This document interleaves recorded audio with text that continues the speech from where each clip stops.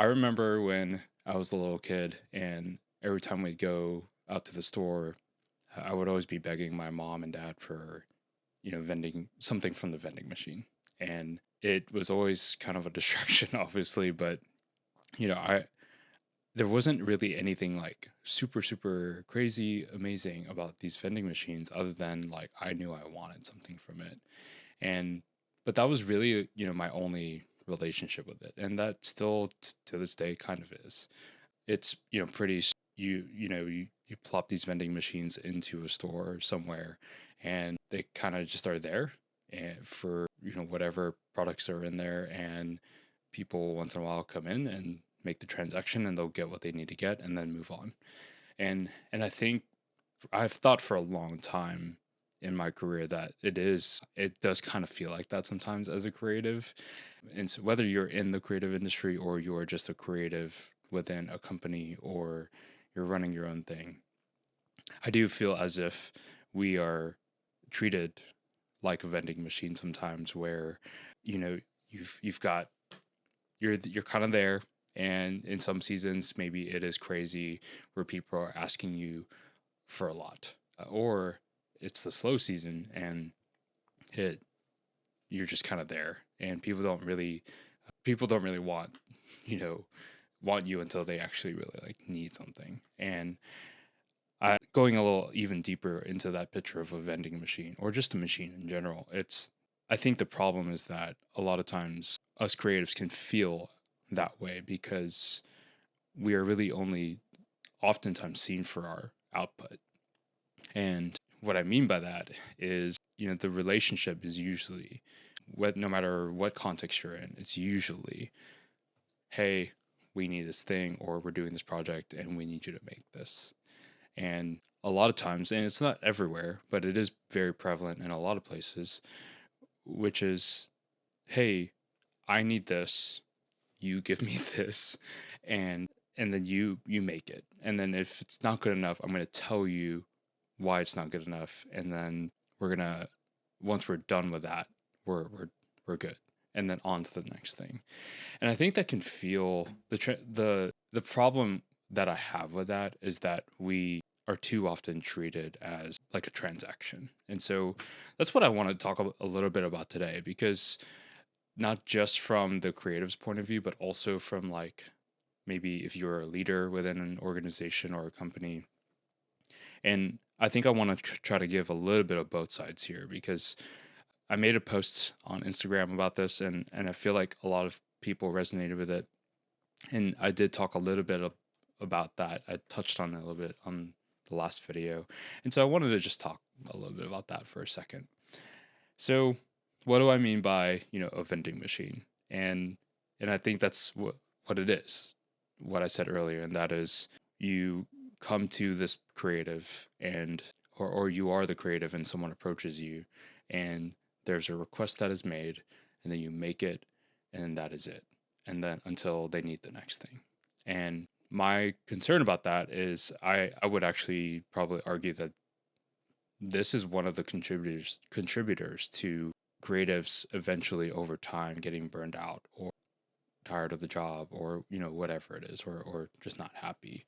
And there's a lot in the creative world that can feel really fun and glamorous. There's like production days on a shoot are always fun, usually, as long as everyone on the set is great. But like there's this weird thing that everything is like beautiful and pretty. And while all of that is true, I think there's too much focus on like this end product. And while there's some merit to that, in design we talk a lot about that, and not just the end product but the end user. And there's merit in some of it, but I also think a lot of times what this means when we treat creatives like a vending machine, or even, dare I say it, sort of like AI, where it's just like transactional. There's a few things that can happen. It's we feel this way when we're treated and we're only celebrated for like the output that we do, or that we make, or that we create. And then because of that, we feel like we're just often treated like a transaction. And over time, as that keeps happening, our voice starts to feel a little bit undervalued. And then, eventually we just almost, feel like a commodity. And so I think I would love to speak to that because I don't know. I don't, I'm just doing this. Somebody may or may not know me watching this, but I think this is the kind of stuff I would love to talk about more. And I think that's what I've seen in my own, you know, professional career. And a little context there is, I've been a creative professional for about 15 years, and even before that, I was just creative, and I kind of spanned, my whole kind of lifetime as a creative has kind of spanned from music and songwriting, and in the church context, leading worship, and gigging and performing, and then eventually I got into photography, and I got into videography, and eventually studied media and film in college, and then as I was starting to kind of get into the video production world more after college, I fell in love with design and started doing design. And then eventually it snowballed into this big thing where I was either working in-house at a job that where I was kind of doing a little bit of all of that, or most recently being more focused on the branding and design aspect of it. And so that's kind of the short nutshell of everything. But I I really throughout my career have definitely felt that is a very common feeling, not just with me, but a lot of other creatives, where we kind of feel like this commodity, and because of that, over time, there's just this like almost this. It's like tires, right? It's just this wear over time, and eventually, with enough use and enough time on the road, there's this like almost this point where we just want to give in, and we eventually you get someone that's burned out. Eventually you get someone that is resentful, and you get maybe a lot of places that doesn't feel super healthy. And there's some layers to that there, because you can argue as the creatives, I think this is true and valid. A lot of creatives, we also need to learn how to draw boundaries, and not just draw boundaries, but enforce them. We have to learn how to set expectations with our clients, our bosses, and stay in real transparent communication. And I think that's, one side of it, but I think there's some practical ways, not just as creators ourselves, but that everyone can consider as they interact and engage with other creatives, because I do think there is a way to change it. I do think, even though this is to me a widespread problem, the result here is, you see the retention rates are terrible very often, and it's you just kind of move on to the next creative if they leave. And again, this is not some resentful creative here talking about. I've seen it in every arena and in every angle, because there are ways that creatives need to grow and develop, and that's partially why I'm doing this. But I also think there is the elephant in the room that needs to be addressed within the creative realm, which is, I feel like we can change this over time. And I think that often has to do with maybe even just not just celebrating the output, but supporting creatives throughout the whole process of a project, and or just throughout their journey as a creative. Instead of maybe being transactional, I think there's also just building a relationship with people. And I think that's probably, one simple thing is just learning how to really, even though maybe some creatives aren't always approachable or easy to be friends with or whatever that is, I still think there's something to be said about when you're intentionally trying to build a relationship with this person. And oftentimes, what I have also seen, not only in my own experience, but in other friends' experiences, which is in organizations, oftentimes we don't always have a seat at the table. And even if we have a seat at the table, we don't always feel like we have a voice at the table. And what I mean by that is not just input. It, like, to me, healthy leadership is not just giving everyone input. I think that's also, you can tell in a room when everyone's voice is valued, or maybe only one or two people's voices are valued. And I think that's what I have felt in my own career, and I would love to see that change. I would love for creatives to understand the value of the voice that they have, and I think at the end of the day, that's what it leads me to, which is, how do we shift our mindsets to actually value the creative, not as a machine, but as a full whole person. I know that's like a mind-boggling thing for some people, but what if we could actually just stop and see that, like, creatives are people? And if we do these things, I really do think that there's a lot of good that can come from that. And I think what happens is that over time, if you do these things, so if we go from celebrating the output, but also celebrating and supporting the whole process, I think that allows creatives to be more present and more collaborative. And excuse me. And sorry, guys. I think, see, this is real. This is real. This is not just fancy edits. I think if we go from treating the relationship like a transaction and actually building a professional relationship with somebody, not, you don't have to be best friends with a creative, but I think there is something to be said about building that relationship, which eventually leads to trust.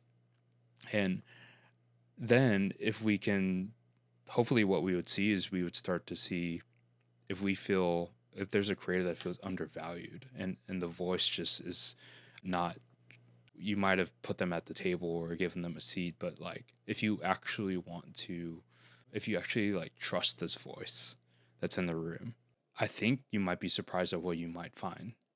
I think that could lead to innovation and change, which is good. It's good most of the time. And so instead of treating us like a commodity, and when we go from treating the creative not just as a chair, or a piece of furniture, like, where it's just kind of just this functional thing, and we actually treat creatives like a person, and not just creatives, even leaders, we treat everyone just like a person, we would see that, hopefully, that these creatives and these leaders feel known and seen.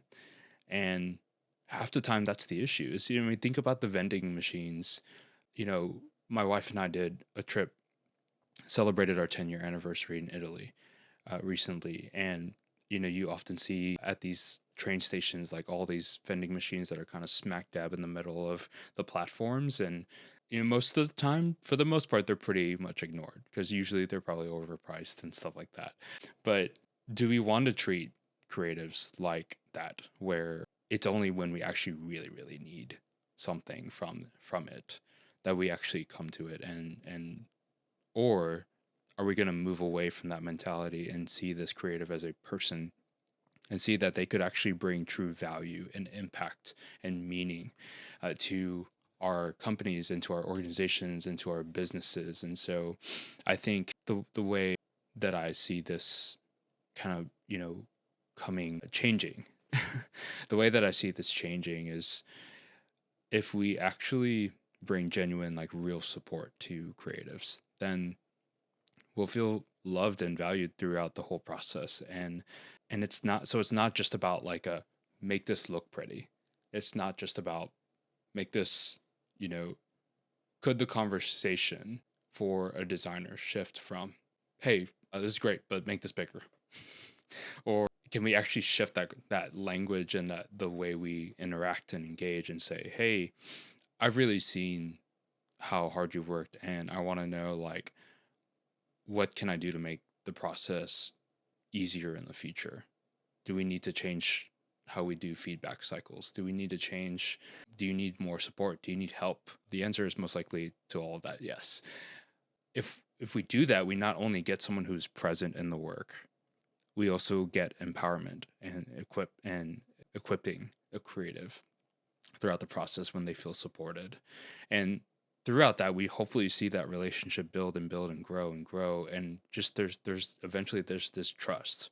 And so that way it's not just this like transactional relationship where we do a stand up on Monday morning and here's the to-do list you need to do, but it actually leads to a more healthy relationship, which is like genuine healthy collaboration and empowerment for the creative. And if anything, when you build that rapport and that relationship with a creative, hopefully also that just frees them up, because sometimes, some a lot of creatives can sense when you don't actually really care about them.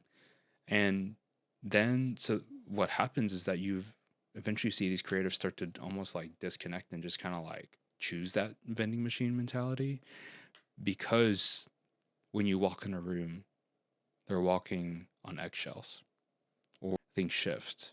And so I think that can change too. And eventually, when we start to build that relationship and that trust together, change and impact and meaning starts to happen and innovation starts to happen, where